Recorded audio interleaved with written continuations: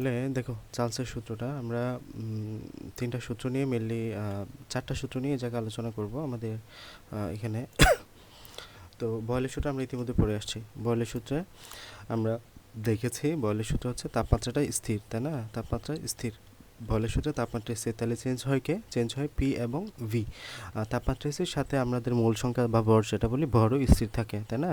ভর স্থির থাকে। তাহলে আমরা পি এবং বি এর মধ্যে চেঞ্জ পাই। তাহলে পি এবং বি এর মধ্যে চেঞ্জটা কেমন হয় আমি খুব শর্টকাটে বলে দিচ্ছি, যেহেতু এগুলো আগে পড়িয়েছি।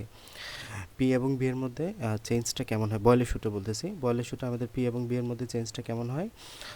দেখো আমরা বয়লের সূত্রটা হচ্ছে যে স্থির তাপমাত্রা এবং স্থির আয়তনে বা স্থির ভরে যে কোনো গ্যাসের আয়তনটা চাপের ব্যস্তানুপাতিক। মানে হলো তুমি যখন কোনো বস্তুর চাপ বাড়াবা তখন তার আয়তনটা কমবে, inversely proportional with pressure. Volume is inversely proportional with pressure, মানে হলো তুমি যখন কোনো বস্তুর চাপ বাড়াবা তার আয়তনটা কমবে।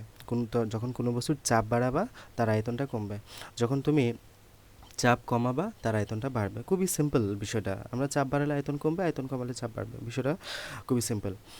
এটা হচ্ছে বয়লের সূত্র, এবং বয়লের সূত্র থেকে আলটিমেটলি আমরা ডিরাইভডস হিসেবে আমরা কি পাই, এই সূত্রটা পাই P one V one is equal to P two V two, তাই না? P one V one is equal to P two V two, এই সূত্রটা আমরা পাই বয়লের সূত্র থেকে। এরপরে হচ্ছে চার্লসের সূত্র। তো চার্লসের সূত্রটা যদি আমরা একটু বিস্তারিত দেখি, চার্লসের সূত্রে আমাদের চাপ স্থির। চার্লসের সূত্রে কোনটা স্থির? চাপ, চাপ বা প্রেশার। চার্লসের সূত্রে আমাদের চাপ স্থির, এটা মনে রেখো। চার্লসের সূত্রে চাপ স্থির। তাহলে আর আছে কে? আর হচ্ছে হলো আমরা তাপমাত্রা পাচ্ছি এবং ভলিউম পাচ্ছি, আয়তন পাচ্ছি। তাহলে আলটিমেটলি চেঞ্জ হবে কিসের মধ্যে? তাপমাত্রা এবং ভলিউমের মধ্যে। তাপমাত্রা এবং ভলিউমের মধ্যে চেঞ্জ হবে। তো কিভাবে চেঞ্জ হবে এটা একটু দেখার বিষয়। দেখো এক লাইনে বলা আছে যে তাপমাত্রা বৃদ্ধি করলে নির্দিষ্ট পরিমাণ গ্যাসের আয়তন বৃদ্ধি পায়। তাপমাত্রা বৃদ্ধি করলে নির্দিষ্ট পরিমাণ গ্যাসের আয়তন বৃদ্ধি পায়, মানে তুমি যখন তাপমাত্রা বাড়াবা কোনো পরিমাণ গ্যাসের আয়তনটা তার বৃদ্ধি পাবে। হ্যাঁ, তাপমাত্রাটা আয়তনের সাথে এটা হচ্ছে প্রপোর্শনেট, সমানুপাতিক, ঠিক আছে? তাহলে তাপমাত্রা বৃদ্ধি করলে নির্দিষ্ট পরিমাণ গ্যাসের আয়তন বৃদ্ধি পায়, তাপমাত্রা বাড়ালে গ্যাসের আয়তন বৃদ্ধি পায়। এটা হচ্ছে আমাদের সমানুপাতিক সম্পর্ক। তুমি যখন তাপ বাড়াবা আয়তন বাড়বে, তুমি যখন তাপ কমাবা আয়তন কমবে। ওকে, এটা হচ্ছে আমাদের চার্লসের সূত্রের স্বাভাবিক কথাবার্তা। এখন যদি আমরা একটু বিস্তারিত বলি বা জেনুইন যে সূত্রটা একটু এক্সপ্লেনেশন করি, দেখো স্থির চাপে কথাটা বলতে হবে তোমাকে। স্থির চাপে, এই যে বললাম চার্লসের সূত্রই খাটবে যখন চাপটা স্থির হবে। স্থির চাপে নির্দিষ্ট পরিমাণ ভরটাও নির্দিষ্ট, তার মানে ভরটা বা মোল সংখ্যাটাও স্থির। তাহলে স্থির চাপে নির্দিষ্ট পরিমাণ যে কোনো গ্যাসের আয়তন প্রতি ডিগ্রি সেলসিয়াস তাপমাত্রা বৃদ্ধি বা হ্রাসের ফলে 0 ডিগ্রি তাপমাত্রায় ওই গ্যাসের আয়তনের 273 ভাগের 1 হারে যথাক্রমে বৃদ্ধি বা হ্রাস পায়। মানে বিষয়টা খেয়াল করো। মনে করো যে আমরা একটা তাপমাত্রা ধরতে পারি, মনে করো এখানে আমাদের 5 লিটার গ্যাস আছে। হ্যাঁ, একটা পাত্রে মনে করো একটা পাত্রে 5 লিটার গ্যাস আছে, 5 লিটার গ্যাস আছে। ওই 5 লিটার গ্যাসের টেম্পারেচার লাইক পাত্রের যেটা 5 লিটার যখন ওই গ্যাসের, মনে করো নাইট্রোজেন গ্যাস, এটা নাইট্রোজেন গ্যাসের তাপমাত্রা যখন মনে করো 10 ডিগ্রি সেলসিয়াস, তখন তার আয়তন 5 লিটার। ওকে, আমরা কি ধরলাম? আমরা উদাহরণ হিসেবে একটা নাইট্রোজেন ধরে নিয়েছি যেটা 10 ডিগ্রি সেলসিয়াস তাপমাত্রায় 5 লিটার আয়তন আছে। আমি তোমাকে জিজ্ঞেস করলাম যে আমি তাপমাত্রাটা বাড়িয়ে 11 করলাম, 11 ডিগ্রি সেলসিয়াস করলাম, তাহলে তার আয়তন কত হবে বের করে দেখাও। এটা হচ্ছে কোয়েশ্চেন। তাহলে আমি তাপমাত্রা কত বাড়াইলাম? 1 ডিগ্রি সেলসিয়াস বাড়াইলাম। 1 ডিগ্রির জন্য কতটুকু বাড়বে? আমরা তো জানি চার্লসের সূত্রের মধ্যে তুমি যখন তাপমাত্রা বাড়াও, এই যে টেম্পারেচার সমানুপাতিক ভলিউম, আমি যখন তাপমাত্রা বাড়াবো ভলিউম বাড়বে, বাট এখানে কত হবে বেড়ে? 10 তো 5 লিটার ছিল 10 ডিগ্রি তাপমাত্রায়, যখন আমি 11 ডিগ্রি সেলসিয়াস করলাম তখন টেম্পারেচারটা কত হবে সেটা আমি তোমাকে বের করতে বললাম। ওকে, এখন এটার জন্য আমি কিভাবে বের করব? দেখো তোমাকে জানতে হবে এই যে নাইট্রোজেন গ্যাস তুমি ধরলা, এই নাইট্রোজেন গ্যাসের 0 ডিগ্রি সেলসিয়াস তাপমাত্রায় আয়তন কত সেটা তোমাকে জানতে হবে। মনে করো যে আয়তন হচ্ছে 2 লিটার 0 ডিগ্রি সেলসিয়াস তাপমাত্রায়, 0 ডিগ্রি সেলসিয়াস তাপমাত্রা আয়তন 2 লিটার ধরলা, ঠিক আছে? এটা তোমাকে জানতেই হবে, 0 ডিগ্রি সেলসিয়াস তাপমাত্রায় 2 লিটার আয়তন তার। ওকে, কতটুকু বাড়বে প্রতি ডিগ্রি সেলসিয়াসের জন্য? কতটুকু বাড়বে যে প্রতি ডিগ্রি সেলসিয়াসের তাপমাত্রা বৃদ্ধি বা হ্রাসের জন্য, মানে হ্রাসও পেতে পারে। আমি এটাও বলতে পারতাম যে 10 থেকে আমি 9 করলাম, তাহলে স্বাভাবিকভাবে আয়তনটা কমবে না? আমরা জানি তাপমাত্রা বাড়ালে যদি আয়তন বাড়ে, তাপমাত্রা কমালে নিশ্চয়ই আয়তনটা কমবে। হ্যাঁ, আমরা জাস্ট বাড়ানোর উদাহরণটা দিচ্ছি। 10 থেকে 11 করলাম, ঠিক আছে? তো এখন কথা হচ্ছে কত ডিগ্রি করে কমবে, তাহলে প্রতি ডিগ্রি সেন্টিগ্রেডের তাপমাত্রা বৃদ্ধি বা হ্রাসের ফলে 0 ডিগ্রি তাপমাত্রায় ওই গ্যাসের আয়তনের 273 ভাগের 1 অংশ হারে যথাক্রমে বৃদ্ধি বা হ্রাস পায়। মানে হলো 0 ডিগ্রিতে যত আয়তন ছিল, 0 ডিগ্রিতে যত আয়তন ছিল তার 273 ভাগের 1 ভাগ হারে বৃদ্ধি পাবে এই প্রতি ডিগ্রি বৃদ্ধির জন্য, তাপমাত্রা বৃদ্ধির জন্য। মনে করো যে আমাদের এই ভ্যালুটা হচ্ছে 273 ভাগের, আমাদের এটা দুইকে যদি তুমি 273 ভাগে ভাগ করে ফেলো, এই যে 2 লিটারকে তুমি 273 ভাগে ভাগ করবা, যে ভ্যালুটা পাবা প্রতি ডিগ্রি বাড়ার জন্য অতটুকু বৃদ্ধি পাবে। তার মানে আমাদের প্রতি ডিগ্রি বাড়ার জন্য এতটুকু বৃদ্ধি পাবে। তার মানে তোমার 11 ডিগ্রি তাপমাত্রায় যে ভ্যালুটা পাবা সেটা হচ্ছে 11 ডিগ্রি সেন্টিগ্রেডের তাপমাত্রা যেটা পাবা এই 5 লিটার থেকে বৃদ্ধি পাবে। তার মানে 5 লিটার প্লাস কতটুকু প্লাস প্রতি ডিগ্রি বাড়ার জন্য 273 ভাগের 1 ভাগ বৃদ্ধি পাবে, তার মানে 273। এটা হচ্ছে আনসার। ওকে, তাহলে প্রতি ডিগ্রি তাপমাত্রা বাড়ার জন্য বা হ্রাসের জন্য, হ্রাস হলে তুমি সেম মাইনাস করবা, এই চিহ্নটা মাইনাস হয়ে যাবে। প্রতি ডিগ্রি তাপমাত্রা বৃদ্ধি বা হ্রাসের জন্য 0 ডিগ্রি তাপমাত্রায় ওই গ্যাসের আয়তনের, 0 ডিগ্রি তাপমাত্রা যেই গ্যাস যতটুকু আয়তন হয় সেটা 273 ভাগের 1 অংশ, সেটা 273 ভাগের 1 অংশ হারে, ঠিক আছে, 273 ভাগের 1 অংশ হারে যতক্ষণ বৃদ্ধি বা হ্রাস পায়। এই ডেফিনেশনটা বা সংজ্ঞাটা বুঝতে পারছো?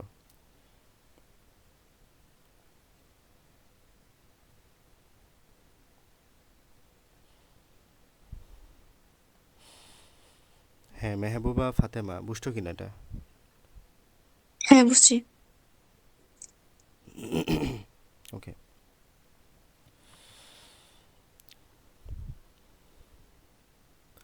এটাই হচ্ছে আমাদের চার্লসের সূত্র। তো চার্লসের সূত্রে আমরা কি পাচ্ছি দেখো, আমরা পাচ্ছি টি সমানুপাতিক ভি, তাই না, টি সমানুপাতিক V, temperature proportional with V, হ্যাঁ, টেম্পারেচার প্রপোর্শনাল উইথ ভি। তাপমাত্রা বাড়ালে আয়তন বাড়বে, তাপমাত্রা বাড়ালে আয়তন বাড়বে। এখন তুমি যদি দুইটা সিচুয়েশন কল্পনা করো, T1 V1 এবং T2 V2, T2 V2, আমি আর এক্সপ্লেনেশনে যাচ্ছি না, এগুলো এক্সপ্লেনেশন করলে সূত্রের ডেরিভেটিভস কোনো প্রয়োজন নাই, তো জাস্ট জেনে নাও। এই দুটা ইয়ে থেকে আমরা এই সূত্রটা পাবো T1 V1 divided by T2 V2। Okay, T1 divided by V1 is equal to T2 V2, এই সূত্রটা আমরা পাবো এই যে চার্লসের সূত্রতে। এটাই হচ্ছে আমাদের চার্লসের সূত্রের সমীকরণ। ওকে, আচ্ছা, তো এখানে আরেকটা বিষয় বোঝার আছে, সেটা হলো এখানে যে বললাম তাপমাত্রা বাড়ালে আয়তন বাড়ে, তাপমাত্রা কমালে আয়তন কমে, এটা আমি বলছি যে তোমাকে বললাম 10 ডিগ্রি সেন্টিগ্রেড তাপমাত্রায় কোনো বস্তুর আয়তন ছিল কত, 5 লিটার, হ্যাঁ, কোনো বস্তুর আয়তন 5 লিটার। তো স্বাভাবিকভাবেই তুমি যখন তাপমাত্রা কমাবা, 0.9 করলা, দেন 8 করলা, দেন হলো 7 করলা, দেন 6, এভাবে মাইনাসে চলে গেলাম, -1 -2 -3। ওকে, তুমি তাপমাত্রা কমাচ্ছ কমাচ্ছ কমাচ্ছ, আচ্ছা, তাপমাত্রা কমলে আয়তনটা কমবে না, স্বাভাবিকভাবে আয়তনটা কমবে, আয়তনটা কমবে। এটাই আমাদের চার্লসের সূত্র যে টি ইজ প্রপোর্শনাল উইথ ভলিউম, ঠিক আছে, তাপমাত্রা বাড়াইলে আয়তন বাড়বে, তাপমাত্রা কমালে আয়তন কমবে। তার মানে আমি যেহেতু তাপমাত্রা কমাচ্ছি আয়তনটা কমবে স্বাভাবিকভাবে, তাই না? কথা হচ্ছে তুমি আয়তন কমাতে কমাতে কমাতে এমন একটা টেম্পারেচারে নিয়ে গেলা যেই টেম্পারেচারে আয়তন জিরো হয়ে গেল, যেই টেম্পারেচারে আয়তন জিরো হয়ে গেল। বাট এটা সত্যিকার অর্থে বা বাস্তব অর্থে এটা কখনোই সম্ভব না, কারণ কোনো বস্তুর আয়তন কখনো জিরো হতে পারে না, হ্যাঁ, এটা জিরো হয় না। তবে তাত্ত্বিকভাবে আমরা আমাদের এইটা পড়ার মানে সুবিধার্থেই বা কনসেপচুয়ালি তাত্ত্বিকভাবে আমরা ধরেই নিচ্ছি যে আয়তনটা শূন্য, এবং যেই তাপমাত্রায় কোনো বস্তুর আয়তন শূন্য তাকে আমরা বলি পরম শূন্য তাপমাত্রা, ঠিক আছে, পরম শূন্য তাপমাত্রা। তাহলে তাত্ত্বিকভাবে মানুষ যেহেতু এত ডিগ্রি তাপমাত্রা গ্যাসের আয়তন শূন্য হয়। ওকে, গ্রাফটা দেখো,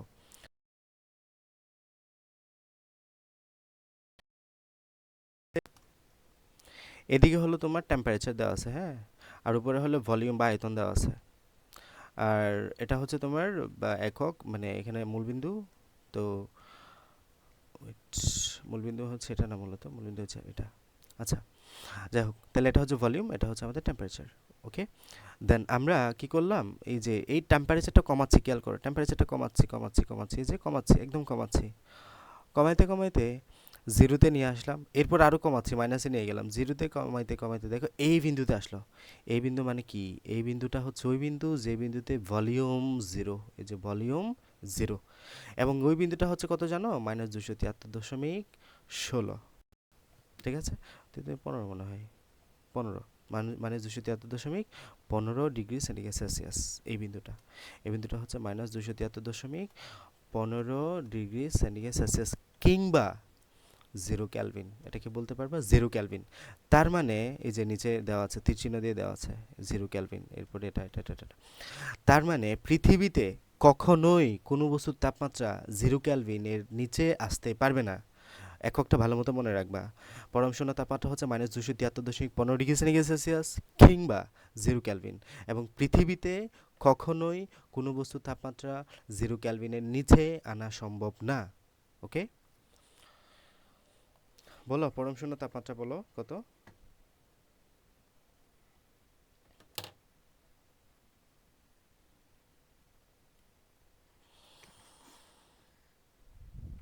পরম শূন্য তাপমাত্রাটা কত জিজ্ঞেস করলাম, বলো। 273 273 কি? আগে কি আর আগে পরে কিছু নাই? কেলভিন। ইন্নালিল্লাহ। ভালো মতো করে খেয়াল করে বাবা, তোমার মনোযোগ কি আছে আমি বুঝতেছি না। ভালো মতো করে খেয়াল করো, এখানে আমি কি বলছি? -273.15 degree centigrade Celsius. -273.15 degree centigrade Celsius, ভালো মতো করে খেয়াল করো, হ্যাঁ। এটা খুব গুরুত্বপূর্ণ, পরীক্ষা আসে বারবার। -273.15 ডিগ্রি সেন্টিগ্রেড সেলসিয়াস কিংবা 0 কেলভিন। ক্যালভিনে বললে জিরো। আমরা তো জানি যে সেন্টিগ্রেড থেকে ক্যালভিন স্কেলে কিভাবে নিতে হয়, ছোটোকালে পড়ছো না? আমরা 9-10-এ পড়ে আসছিলাম। সেন্টিগ্রেড থেকে ক্যালভিনে কিভাবে নিতে হয়, 273 যোগ করে দিতে হয়। 273 যোগ করে দিলে তো আমরা সেন্টিগ্রেড থেকে ক্যালভিনে পেয়ে যাই। এখানে 273 যোগ করলে তুমি জিরো পাবা, ঠিক আছে?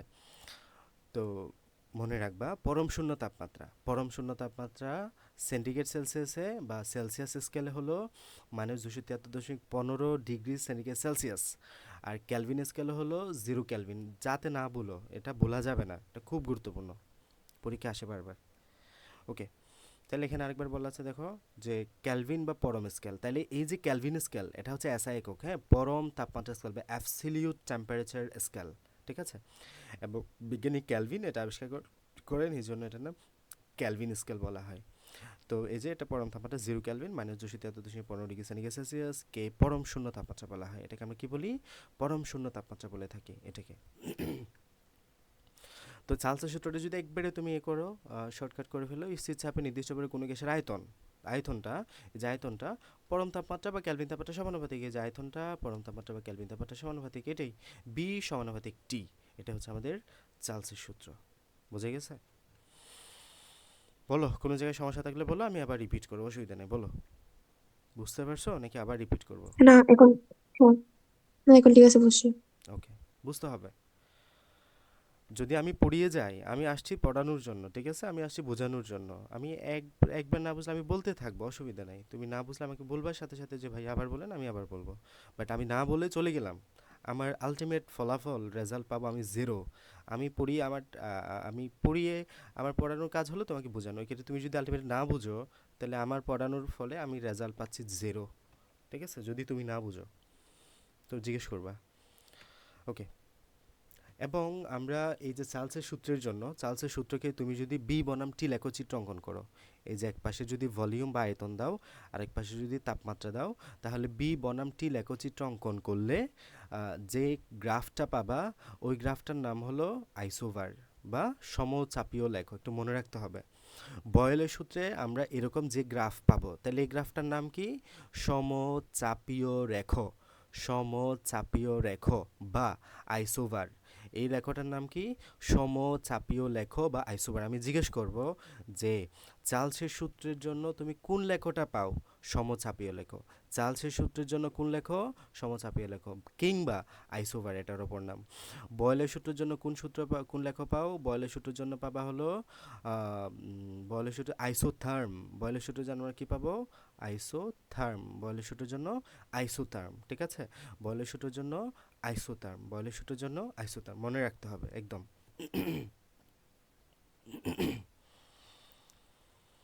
আচ্ছা, এখানে অনেকগুলো প্র্যাকটিস আছে, আমরা এগুলা ওদেরকে কয়েকটা করিয়েছি, আমরা একটা করাই দিতে পারি, বাট ওই যে আমরা মেইন প্র্যাকটিসগুলো করব সিকিউতে। আমাদের ফার্স্ট ধাপে আমরা বইয়ের অংশটুকু, বেসিক অংশ ভালো মতো শেষ করে যাই, এরপরে সিকিউতে গিয়ে প্র্যাকটিস করি আর কি, হ্যাঁ। তো এই জায়গাটাতে দেখো আমাদের একটা বলা হচ্ছে একটা গ্যাসের তাপমাত্রা 17 ডিগ্রি হতে বাড়ানো হলো, তার মানে আগে ছিল 17 ডিগ্রি সেলসিয়াস, এটা হচ্ছে কি তাহলে T1। হ্যাঁ, শুরুতে যেটা পাবো সেটা T1, বাড়ানো হলো, তার মানে এটা বাড়ানো হয়েছে বললো। পরিবর্তিত গ্যাসের চাপ পরিবর্তিত অপরিবর্তিত রয়ে গেল, চাপ অপরিবর্তিত, চাপ চেঞ্জ হয় নাই। চাপ যদি একই থাকে, চাপ যদি স্থির থাকে, তাহলে আমরা কোন সূত্র কাটাবো? চার্লসের সূত্র, ঠিক আছে, চার্লসের সূত্র। গ্যাসের আয়তন দ্বিগুণ হয়ে গেল, তার মানে গ্যাসের আয়তন আগে যদি তুমি ভি ধরো, গ্যাসের পরিবর্তিত আয়তন ধরতে হবে 2B, ঠিক আছে। গ্যাসের আয়তন দ্বিগুণ হয়ে গেল, প্রথম আয়তন তুমি যদি ভি ধরো, পরের আয়তন কি ধরবা? 2B, ওকে। তাপমাত্রা কত বাড়ানো হলো, টেম্পারেচার তুমি কত বাড়িয়েছো এটা জিজ্ঞেস করে মানে অ্যান্সার বের করতে হবে। তাহলে দেখো আমরা T1 জানি, আমরা এটাকে যদি তুমি B1 ধরো আর এটাকে তুমি B2 ধরো, তাহলে T1 B1 B2 এটা আমরা পেয়ে যাচ্ছি। আমরা T2টা বের করতে হবে, T2টা বের করে এই T2 থেকে যদি T1টা বিয়োগ করে দেই, আমরা কত বাড়ানো হয়ে গেছে, কত বাড়ানো হয়েছে সেটা জানতে পারবো। তাহলে আমাদের অবশ্যই এসআই এককে নিয়ে সব ম্যাথ করতে হবে। আই রিপিট, এসআই এককে সব ম্যাথ করবা, না হলে ভুল হবে, ভুল হয়ে যাবে। এগুলো প্র্যাকটিস যাতে ওভাবে করো। গ্যাসের প্রথম তাপমাত্রা দেখো, T1 কত দেওয়া আছে? 17 ডিগ্রি সেলসিয়াস, 290 ক্যালভিন। আমাদের 273 যোগ করে দিলা এসআই এককে নেওয়ার জন্য। তাপমাত্রা আমরা জানি সেন্টিগ্রেড থেকে ক্যালভিনে কীভাবে নেওয়া লাগে, 273 যোগ করতে হয়। আর এক্ষেত্রে আমাদের V1 আমরা বিএমএল ধরলাম, যেহেতু আমরা জানি না, গ্যাসের আয়তন দ্বিগুণ হয়ে গেল বললো, তাহলে আমরা আয়তন তো জানি না শুরুতে, এই জন্য আমরা বিএমএল ধরলাম। আর যেটা B2 দ্বিতীয় আয়তন আমরা 2BML ধরলাম, যেহেতু দ্বিগুণ হয়ে গেল, এটা যদি B হয় এটা হবে কত? 2B, ওকে। দেন T2 আমরা জানি না, T2 এর ভ্যালু আমরা জানি না, তাহলে এটা বের করব।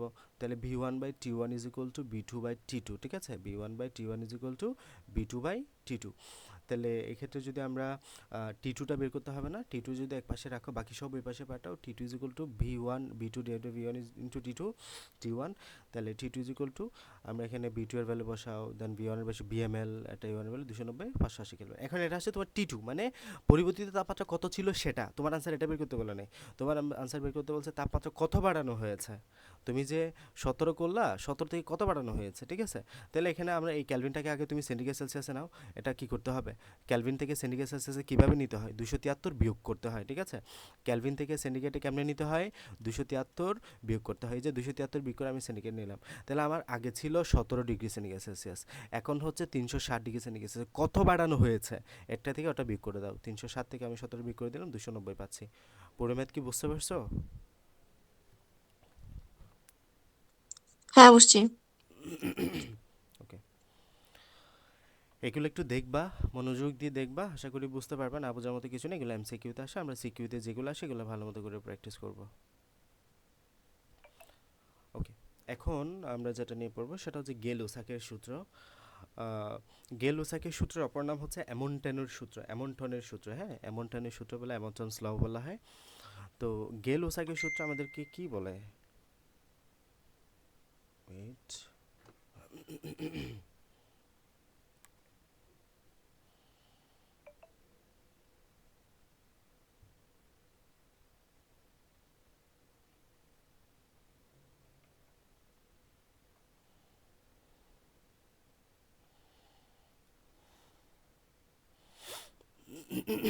ওকে, দেখো গেল-ওসাকের সূত্রটা স্থির আয়তনের নির্দিষ্ট পরিমাণ যে কোনো গ্যাসের প্রযুক্ত চাপ। তাহলে খুব সহজ বিষয়, জাস্ট এমনি নর্মালি চিন্তা ভাবনা করে আমি জাস্ট এক লাইনে বলে দিব, তোমরা ওভাবে করে নোট করে নিও। হ্যাঁ, আমি এক লাইনে বলে দিচ্ছি, ওভাবে করে নোট করে নিও। স্থির আয়তন, তার মানে এক্ষেত্রে ভলিউমটা স্থির, ভলিউমটা স্থির এবং এন স্থির, তাহলে আর বাকি আছে কি? টেম্পারেচার অ্যান্ড প্রেশার, ওকে, তাপমাত্রা এবং চাপ। তাহলে যে কোনো গ্যাসের উপর প্রযুক্ত চাপ, এই যে তুমি যখন তাপমাত্রা বাড়াবা চাপটা বাড়বে, এটাই হচ্ছে কথা। প্রযুক্ত চাপ গ্যাসের ক্যালভিন তাপমাত্রার সমানুপাতিক, মানে হলো temperature is proportional with pressure, temperature চাপের সাথে সমানুপাতিক হারে বাড়ে। তুমি তাপমাত্রা বাড়াবা, চাপ বাড়বে। দেখো না, আম্মুরা যখন রান্নাবান্না করে তখন কি হয়, এই যে গ্যাসের চুলায় যখন রান্নাবান্না করে, এই যে পাত্রে, এই যে এখানে ঢাকনা দেওয়া থাকে স্বাভাবিকভাবে, কিছুক্ষণ পরে দেখবা যে ঢাকনাটা পড়ে গেছে ভাত রান্না করার সময়। কেন পড়ে যায়? কেন? এর কারণ হলো এই যে নিচে থেকে যখন তাপ দিচ্ছে, তাপ দেওয়ার ফলে এ জায়গায় প্রেশার বেড়ে যাচ্ছে, প্রেশার, হ্যাঁ, বাষ্পের প্রেশারটা বাড়তেছে। প্রেশার বাড়লে অতিরিক্ত প্রেশার বা হাই প্রেশারের জন্য ঢাকনাটা পড়ে যায়। ওকে। আবার আমরা দেখি না যে প্রেশার কুকার, প্রেশার কুকার মানে এই প্রেশারটা ইউজ করে কুক করা হয়, রান্না করা হয়। প্রেশার কুকার তো একটা পাত্র, ওই পাত্রে আমরা প্রেশার কুকারটা ইউজ করে রান্নাই করি। এটা আলাদা একটা ইয়ে আছে, কখনো সুযোগ হলে বলবো যে প্রেশার কুকারে কিভাবে আসলে রান্নাটা তাড়াতাড়ি হয়। হ্যাঁ, এটা মূলত আমাদের যে স্ফুটনাঙ্ক, স্ফুটনাঙ্কটাকে কমিয়ে আনে। ঠিক আছে, আমাদের যখন এখানে প্রেশারটা বাড়ানো হয়, তুমি টেম্পারেচার, আমরা আমরা জানি যে তাপমাত্রা সমানুপাতিক প্রেশার। তুমি যখন এখানে তাপমাত্রা দিচ্ছ, স্বাভাবিকভাবে তুমি যখন রান্না করবা, স্বাভাবিকভাবে তুমি যখন পাত্রে রান্না করবা, তখন কি হবে, এই যে এখানে তাপমাত্রা দিবা, তাপমাত্রা দেওয়ার পরে প্রেশারটা বাড়বে, প্রেশার বাড়লে অটোমেটিক ঢাকনাটা পড়ে যায়, আমরা ঢাকনাটা নিয়ে নেই। ঠিক আছে, এরপরে রান্নাটা আস্তে আস্তে আস্তে আস্তে আস্তে হয়। বাট প্রেশার কুকারে কি ঘটনা ঘটে, প্রেশার কুকারের ঢাকনাটা খুব শক্তভাবে আবদ্ধ করা থাকে, আবদ্ধ করা থাকে, কিন্তু খুব শক্তভাবে, এটা পড়ে যাইতে পারে না। চাপ ক্রমাগত বাড়তেই থাকে, বাড়তেই থাকে, আমাদের পাত্রের ভিতরে চাপ ক্রমাগত বাড়তেই থাকে। বাড়তে বাড়তে এটা স্ফুটনাঙ্কটাকে কমিয়ে দেয়। স্ফুটনাঙ্কে যখন কমিয়ে দেয়, যখন তখন আমাদের রান্নাটা খুব দ্রুত হয়। হ্যাঁ, যে মাংসটা 20 মিনিটে সিদ্ধ হওয়ার কথা ছিল, এটা তোমার খুব 5-10 মিনিটের মাঝে সিদ্ধ হয়ে যায়। ওকে।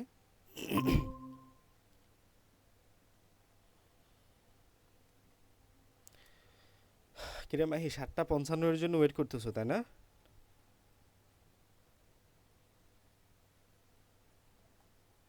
এত বঞ্চনা বলছেন, মোবাইল চার্জ দিছিল দেখি নাই।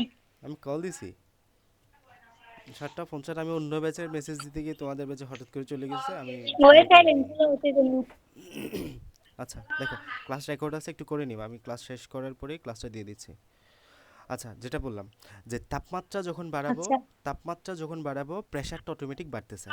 তাপমাত্রা বাড়ালে প্রেশার বাড়তেছে, ফলে আমাদের এই যে প্রেশার কুকারে এই অতিরিক্ত যে প্রেশার, অতিরিক্ত প্রেশারটা স্ফুটনাঙ্কটাকে কমিয়ে দেয়, ফলে খুব সহজে রান্নাটা হয়ে যায়। এটি হচ্ছে প্রেশার কুকারের কাজ। ঠিক আছে, ওকে। তাহলে এই জায়গায় সেম কথা, যখন আমরা তাপমাত্রা বাড়াবো প্রেশারটা বাড়বে, চাপটা বাড়বে, এইটাই জাস্ট এই লাইনটাই মনে রাখো, যে নির্দিষ্ট আয়তনের যে কোনো গ্যাস, এটা তো তোমরা বলতে পারবা যে তাপমাত্রা এবং প্রেশার তুমি কাজ করতেছো, তার মানে নাই কোনটা, ভলিউম, আয়তন নাই। আমরা সব সময় তিনটা ভ্যালু নিয়ে কাজ করব।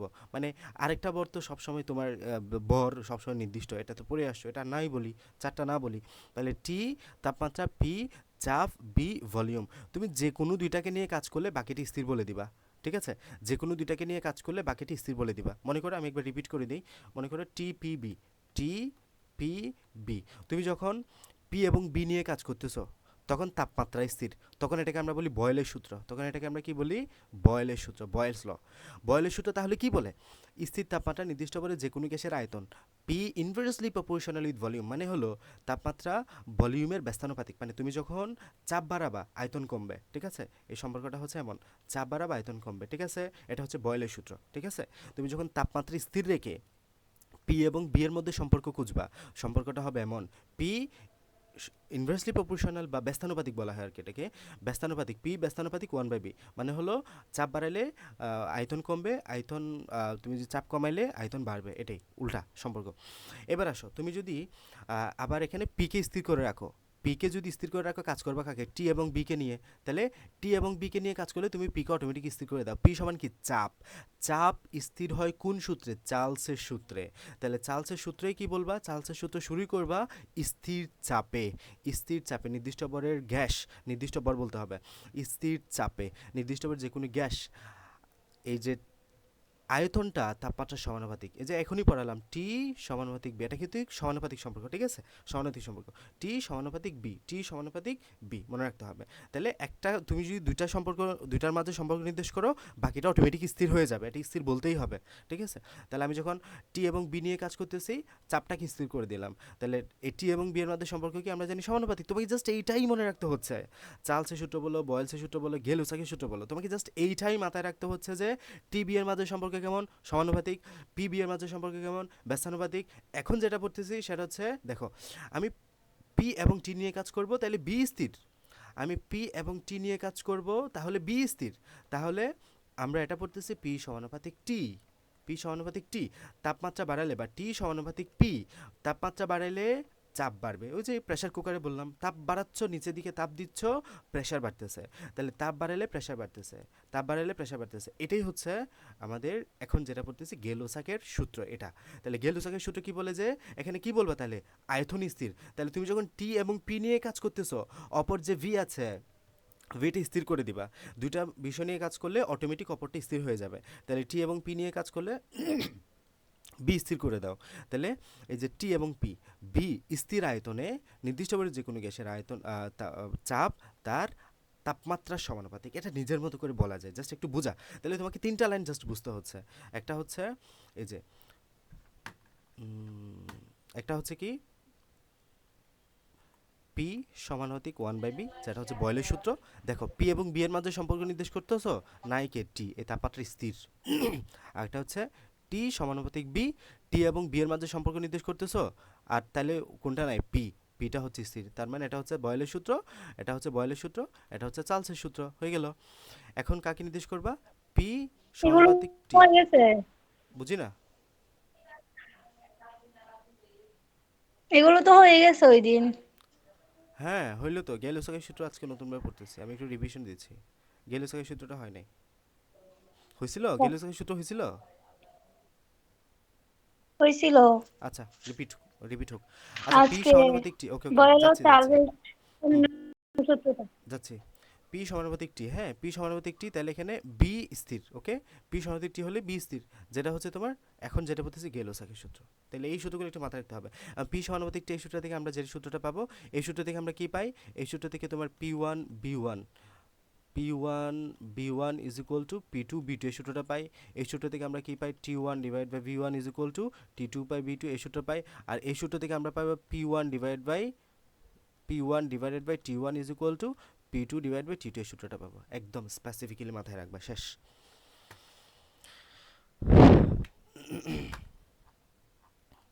অ্যাভোগাড্রো সূত্র, অ্যাভোগাড্রো সূত্র কোনটা, অ্যাভোগাড্রো সূত্র মানে হচ্ছে আমাদের জাস্ট স্থির তাপমাত্রা এবং চাপে কোনো গ্যাসের আয়তনটা এটির পরিমাণ বা মোল সংখ্যার সমানুপাতিক, এতটুকু মাথায় রাখলে চলবে। যে মানে আয়তনটা মোল সংখ্যার সমানুপাতিক, এই শব্দটা, এই যে বি সমানুপাতিক এন, বি সমানুপাতিক এন, এটা মাথায় রাখলে হবে। আয়তনটা মোল সংখ্যার সমানুপাতিক, শেষ।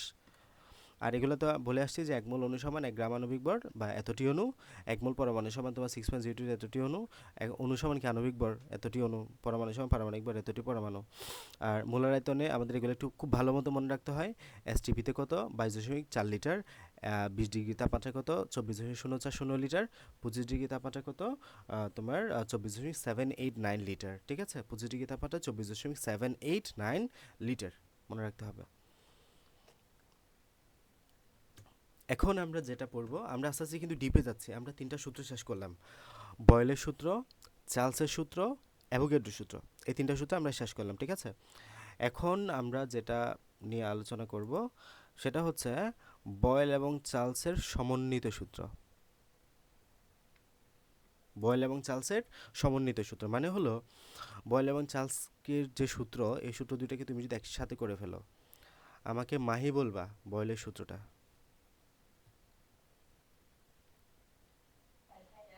বি ভেরিয়েশন 1/p, আবার বলো, P1 B1 equal P2 P2, ফার্স্টে কি বলছিলা? B variances 1/p, আবার আবার বলো তো, বুঝতেছি না কথাটা, লাস্টেরটা ঠিক ছিল তো, P one V one is equal to P two V two, এটাই তো বয়েলের সূত্র, তাই না? সমীকরণ আর কি। হ্যাঁ হ্যাঁ, হ্যাঁ, চার্লসের তো এটা সূত্রটা বলো। সূত্রটা বলছি আর কি। হ্যাঁ আমাকে চার্লসের সূত্রটা বলো তো, কে বলবা, এই যে মেহবুবা ফাতেমা উর্মি, বলো, মনে আছে? T1 T1 divided by V1 equal T2 divided by T2 V2. হ্যাঁ হ্যাঁ, ভেরি গুড। তাহলে আমরা এই দুটো সূত্রকে একসাথে করবো এখন, হ্যাঁ। P one V one is equal to P two V two, আর T one divide by V one is equal to T two V two, এই দুটো সূত্রকে যখন আমরা একসাথে করব, তাহলে এইটাকে একসাথে করো, এইটাকে একসাথে করো, ঠিক আছে, এটাই তো না? হ্যাঁ। তো V one divide by T one, এটা এটা এইভাবে লিখি আমরা, যে আমি উল্টা করে লিখছি, V one divide by T one মানে একই কথা, তুমি দুই পাশ উল্টাই দিলেও একই কথা, সেম, মানে এক লিখলে দুই পাশে একই করে লিখতে হবে। হয় বি দুটাই উপরে লিখো, না হয় টি দুটাই উপরে লিখো, যে কোনো একটা। তাহলে এভাবে লিখতে হবে, V two divide by T two, এভাবে হয়, ওকে। তাহলে আমি যখন দুটো সূত্রকে একসাথে করব, আমার সূত্র হবে এটা, পিভি বাই বা P one V one divide by T one is equal to P2 divide by T2 আমরা এভাবে মনে রাখবো, ঠিক আছে? বইয়ে PV is equal to P1 B1 divide by T1 দেওয়া আছে, no need to memorize like this.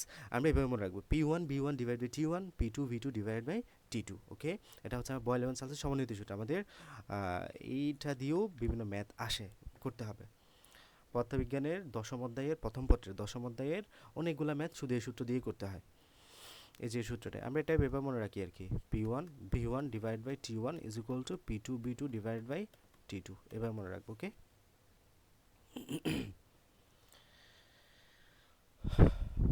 আচ্ছা, এখন আমরা আস্তে আস্তে বাস্তব গ্যাস, আদর্শ গ্যাস এগুলোতে ঢুকবো। দেখো, বাস্তব গ্যাসের ক্ষেত্রে বাস্তব গ্যাস মানে কি? বাস্তব গ্যাস মানে তুমি তোমার চারপাশে যে গ্যাসগুলো এখন আছে, যে গ্যাসগুলো তোমার নিঃশ্বাসের মাধ্যমে ঢুকতেছে, প্রশ্বাসের মাধ্যমে তুমি বের করে দিচ্ছ, এই গ্যাসগুলো হচ্ছে বাস্তব গ্যাস, রিয়াল গ্যাস, ঠিক আছে? বাস্তব গ্যাস কী কী তাহলে? নাইট্রোজেন গ্যাস আছে, অক্সিজেন গ্যাস আছে, হাইড্রোজেন গ্যাস আছে, হিলিয়াম গ্যাস আছে, ওকে? এগুলো হলো কি বাস্তব গ্যাস। বাস্তব গ্যাস হলো এগুলাই, বাস্তব গ্যাস মূলত এগুলাই। এবং এই বাস্তব গ্যাসগুলা কখন আমাদের আদর্শ গ্যাসের আচরণ করবে? আদর্শ গ্যাস, আদর্শ গ্যাসের আচরণ আদর্শ গ্যাসের মতো আচরণ করবে, সেটা একটু দেখার বিষয়। তো ফার্স্ট অফ অল আমরা যদি দেখি, বয়েল এবং চার্লসের সূত্রভিত্তিক সমীকরণ PV is equal two KT আদর্শ গ্যাসের সকল তাপমাত্রা ও চাপে প্রযোজ্য হয়, ওকে? এই দ্বিতীয় পয়েন্টটা খুব গুরুত্বপূর্ণ। বাস্তব গ্যাসের ক্ষেত্রে কেবল উচ্চ তাপমাত্রা ও নিম্ন চাপে সমীকরণটি সঠিকভাবে প্রযোজ্য হয়ে থাকে। আমরা সমীকরণ পড়লে এই লাইনটা খুব বেশি ক্লিয়ার হবে। আমি জাস্ট আপাতত উপরের একটা কথা বলে দেই, সেটা হচ্ছে এই যে বাস্তব গ্যাস বললাম, এই যে নাইট্রোজেন, অক্সিজেন, হিলিয়াম, হাইড্রোজেন, এই গ্যাসগুলা তখনই আদর্শ গ্যাসের মতো, এগুলো কিন্তু বাস্তব গ্যাস। আমরা পৃথিবীতে যা পাই সবগুলোই বাস্তব গ্যাস, আদর্শ গ্যাসের অস্তিত্ব আসলে নাই। হ্যাঁ, আমরা সমীকরণের আকারে এদেরকে ধরবো এবং দেখব কিভাবে বাস্তব গ্যাসকে আদর্শ গ্যাস আকারে পরিণত করা যায়। এই গ্যাসগুলো তখনই আদর্শ গ্যাসের মতো আচরণ করবে, এই বাস্তব গ্যাসগুলো তখনই আদর্শ গ্যাসের মতো আচরণ করবে যখন উচ্চ তাপমাত্রা নিম্ন চাপ এই কন্ডিশনটা মেনটেন করবা। তার মানে শর্ত হচ্ছে উঠা নিচা। আমি এভাবে মনে রাখি, তাহলে সহজ, গুলাবে না বিষয়টা। উঠা নিচা দিয়ে মনে রাখো, উঠা নিচা, যে উচ্চ তাপ নিম্ন চাপ, উচ্চ তাপ নিম্ন চাপে বাস্তব গ্যাসসমূহ আদর্শ গ্যাসের ন্যায় আচরণ করে। উচ্চ তাপমাত্রা নিম্ন চাপে বাস্তব গ্যাসসমূহ, এই যে বাস্তব গ্যাসসমূহ আদর্শ গ্যাসের ন্যায় আচরণ করে, ওকে? তাহলে এই যে উচ্চ তাপমাত্রা নিম্ন চাপে সমীকরণটা আমরা পড়তেছি, বাস্তব গ্যাসের জন্য যে ভ্যান ডার ওয়ালস সমীকরণ পড়তেছি, এটা আসো আদর্শ গ্যাস সমীকরণ বা আদর্শ আইডিয়াল গ্যাস ইকুয়েশন। তো এই আদর্শ গ্যাস সমীকরণটা কি মূলত? এটা হচ্ছে আমরা যে তিনটা সূত্র পড়লাম, তিন চারটা সূত্র পড়লাম, যে বয়েলের সূত্র, চার্লসের সূত্র, অ্যাভোগাড্রোর সূত্র, এই তিনটা সূত্রকে তুমি যদি মার্জ করো, একসাথে করো, যেটা পাবা সেটাই হচ্ছে আদর্শ গ্যাস সূত্র বা আদর্শ গ্যাস সমীকরণ। লাইক দিস ওয়ান, যে PV is equal to nRT। আমরা এই সূত্রে ডেরিভেটিভস পড়ার কোনো দরকার নাই, জাস্ট জানো এটা হচ্ছে আদর্শ গ্যাস সূত্র, আদর্শ গ্যাস সমীকরণ, আদর্শ গ্যাস সমীকরণ বলতে হবে, ঠিক আছে? তাহলে আদর্শ গ্যাস সমীকরণ কোনটা? PV is equal to nRT, যেখানে P হচ্ছে তোমার চাপ, B হচ্ছে তোমার ভলিউম বা আয়তন, N হচ্ছে তোমার মোল সংখ্যা, আর হচ্ছে তোমার মোলার গ্যাস ধ্রুবক বা সার্বজনীন গ্যাস ধ্রুবক, T হচ্ছে তোমার তাপমাত্রা। বুঝে গেছে? তাহলে P হচ্ছে চাপ, B হচ্ছে আয়তন, N হচ্ছে মোল সংখ্যা, আর হচ্ছে মোলার গ্যাস ধ্রুবক, T হচ্ছে টেম্পারেচার। এটা হচ্ছে আদর্শ গ্যাস সমীকরণ। এই আদর্শ গ্যাস সমীকরণ দিয়ে আমরা সকল ম্যাথ করব, ম্যাক্সিমাম ম্যাথ আদর্শ গ্যাস সমীকরণ দিয়ে আমরা করবো ইনশাল্লাহ। আচ্ছা, তো এখন এই যে আর পড়তেছি এখানে, আর কে কি বলা হচ্ছে? মোলার গ্যাস ধ্রুবক বলা হচ্ছে। আর কে বলা হচ্ছে? মোলার গ্যাস ধ্রুবক। এই মোলার গ্যাস ধ্রুবককেই আদর্শ গ্যাস ধ্রুবককে PV is equal to nRT, R কে সার্বজনীন গ্যাস ধ্রুবক বা মোলার গ্যাস ধ্রুবক বলা হয়, ঠিক আছে? কারণ একই তাপমাত্রা ও চাপে এক মোল যে কোনো গ্যাসের মোলার আয়তন সমান হয়, সব কিছু ওকে। দেখো, মোলার গ্যাস ধ্রুবক আমরা কীভাবে বের করতে পারি? এই সূত্র দিয়ে মনে রাখবা, জাস্ট এখানে কিছু মনে রাখার দরকার নাই, জাস্ট মনে রাখবা যে মোলার গ্যাস ধ্রুবকের এককটা। আমি তোমাকে নিচে যে নিয়ে যাই, নিচে যে গেলে একটা মনে রাখো যে আর এর একক জুল পার মোল পার ক্যালভিন, এটা হচ্ছে এসআই একক। আর এর এসআই একক আমরা পড়তেছি, আর এর এসআই এককের মানটাও লাগবে। দেখো আর এর 3-4টা একক আমাদের পরীক্ষায় মাস্ট লাগবে মুখস্থ। টোটাল 5টা একক আমাদের বইয়ে আলোচনা করা আছে, এই যে বক্সে 5টা একক আলোচনা করা আছে আর এর। দেখো এই 5টার মধ্যে আমাদের 2টা সিকিউর জন্য অবশ্যই লাগবে, বাকি 3টার মধ্যে আসলে আসতেও পারে, পরীক্ষায় আসবে না এমন বলা যাবে না, পরীক্ষায় যে কোনো সময় আসতেও পারে। তো সো যদি রাখতে পারো, this is good for you, ভালো হবে, পরীক্ষার প্রিপারেশনটা ওভাবে মজবুত হবে আর কি। দেখো আর এর এই একটা মান তোমাকে মুখস্থ রাখতেই হবে ফর সিকিউ, লিটার এটিএম একক। আর এর লিটার এটিএম একক হলো 0.08, যে এত বড় মান মুখস্থ রাখার দরকার নাই, মনে রাখবা এটা 0.081 লিটার এটিএম পার মোল পার ক্যালভিন, সবচেয়ে গুরুত্বপূর্ণ এককটা যাতে বলা হয় লিটার এটিএম পার মোল পার ক্যালভিন। সবার শেষে দেখবা যে পার মোল পার ক্যালভিন আছে, শুরুতে কি আছে সেটা একটু দেখবা। তাহলে আমরা যেহেতু লিটার অ্যাটমসফিয়ার এর এককটা বলতেছি, তা লিটার এটিএম বসাই দাও, যে আর এর লিটার এটিএম এর ভ্যালু কত, 0.081 ইন্টু লিটার এটিএম পার মোল পার ক্যালভিন। তাহলে তোমার যখন আয়তন লিটারে দেওয়া থাকবে, চাপ এটিএমে দেওয়া থাকবে, তখন তুমি আর এর এই মানটা ইউজ করবা। আমরা সিকিউতে গেলে তখন সেটা দেখাবো। তাহলে আরও 2টা মান আমরা পড়তেছি, 0.081 লিটার এটিএম পার মোল পার ক্যালভিন, আর একটা হচ্ছে এসআই এককের মান। এসআই এককে আর এর মান হচ্ছে 8.314 জুল পার মোল পার ক্যালভিন। এসআই এককে আর এর মান কত, 8.314 জুল পার মোল পার ক্যালভিন, 8.314 জুল পার মোল পার ক্যালভিন।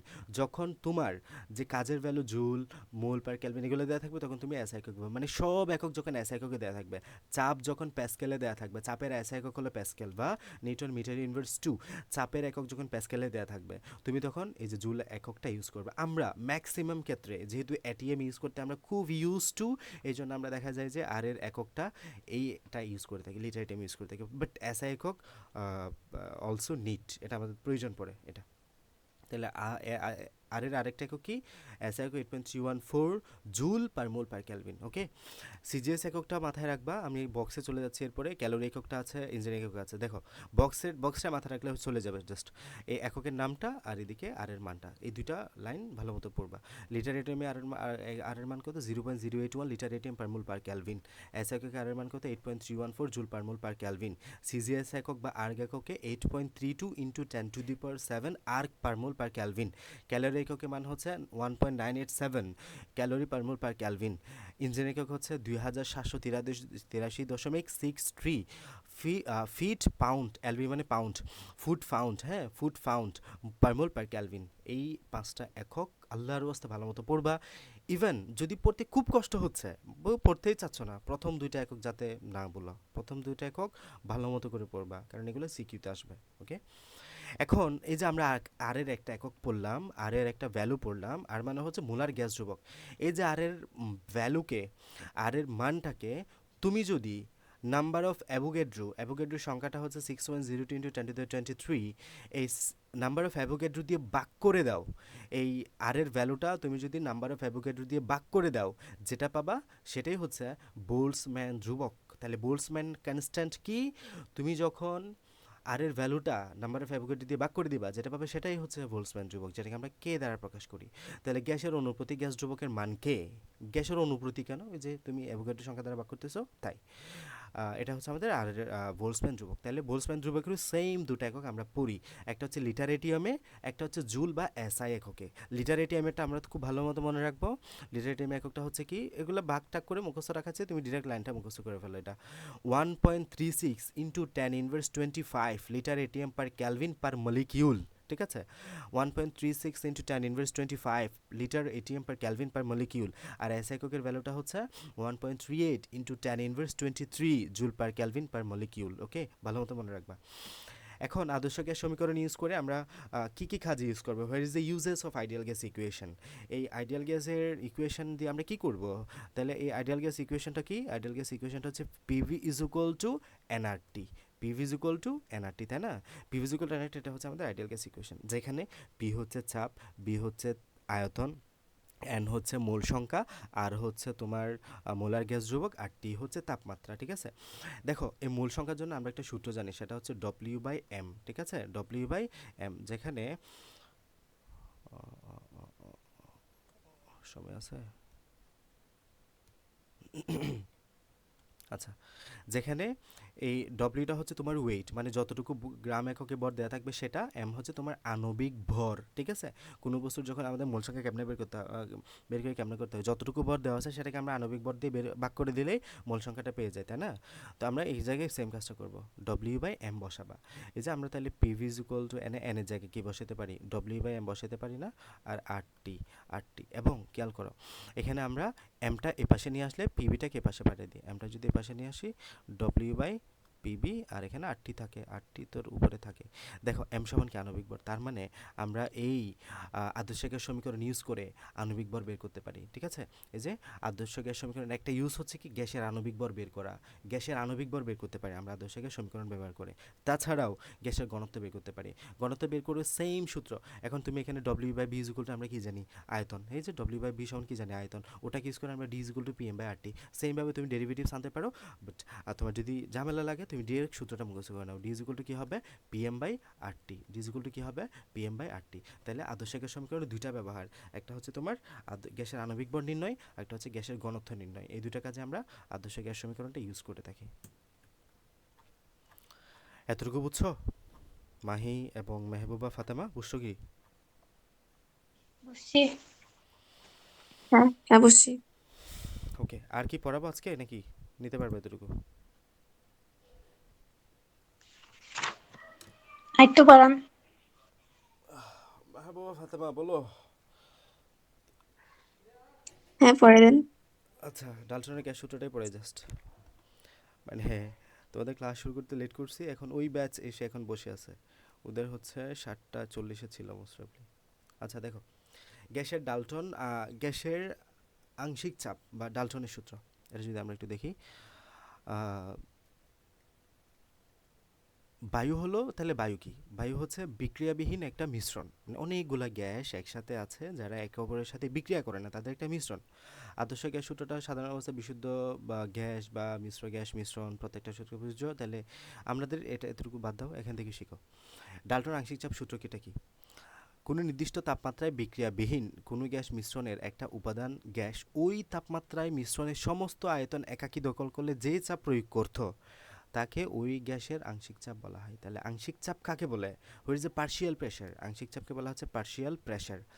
তাহলে কোনো নির্দিষ্ট তাপমাত্রা কিন্তু ফিক্সড, বিক্রিয়াবিহীন কোনো গ্যাস মিশ্রণের কোনো একটা উপাদান গ্যাস ওই তাপমাত্রায় মিশ্রণের সমস্ত আয়তন যদি একাকী দখল করে যে চাপ প্রয়োগ করতে তাকে আংশিক চাপ বলে। আমি ছোট্ট একটা উদাহরণ দিই তাহলে একদম ক্লিয়ার হয়ে যাবে। দেখো, আমরা একটা পাত্র নিলাম বা একটা রুম মনে করো, এই একটা পাত্র, এই পাত্র অনেকগুলো গ্যাস আছে, লাইক এখানে nitrogen gas, hydrogen gas, helium gas, neon gas, অনেকগুলো গ্যাস আছে, অক্সিজেন গ্যাস, অনেকগুলো গ্যাস আছে। ওকে, সব গ্যাস দিয়ে রুমটা পুরোপুরি পূর্ণ আছে, সব গ্যাস দিয়ে রুমটা পুরোপুরি পূর্ণ আছে। আচ্ছা, এখন আমরা জানি গ্যাসের একটা চাপ আছে না, এই রুমেরও একটা সেমভাবে একটা সকল গ্যাস মিলে একটা চাপ প্রয়োগ করতেছে, ঠিক আছে?